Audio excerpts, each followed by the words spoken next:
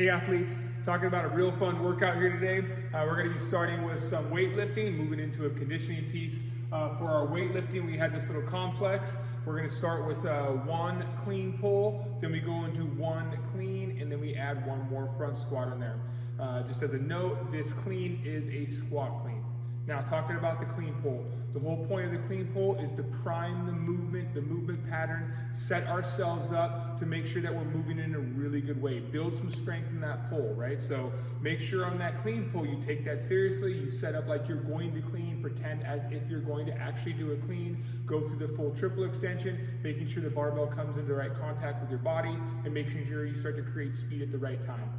You place the barbell back on the ground, go through a full clean, pulling the barbell off the ground, and then stand back up from that squat, and then complete one more front squat. So that goal is to make sure that we go through all those reps and we cover the full range of motion, and our goal is also to build in load each set. Now, we only have 5 sets. It is 2 minutes between sets, so we got plenty of time to recover and really take that loading seriously as we progress through the loading into something like maybe 85 to 90% of our potential 1 rep max, right? That might be the high end of what we're looking at today. Okay, so then we're gonna move into the conditioning piece. Real fun workout here where we go through a run, we come back in and we have progressive loading, right? Where we decrease the number of reps we're doing. So it's gonna be a 400-meter run. You head out on a run, you come back in, you're gonna start with 5 cleans. These are squat cleans, 5 cleans.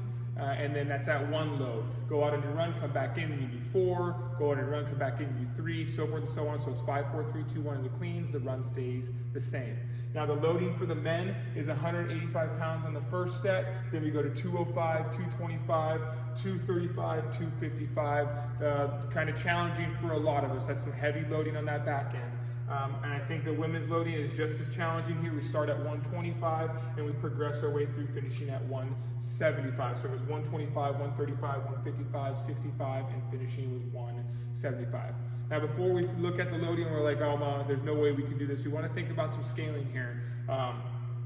So what we want to look at is, we want to consider what our 1 rep max clean is. So if we know what our 1 rep max clean is, or we have an idea of what our heaviest lift might be, and we can even use what we did today as our loading that we're going to use for this example. But let's say our heaviest that we could do is 155.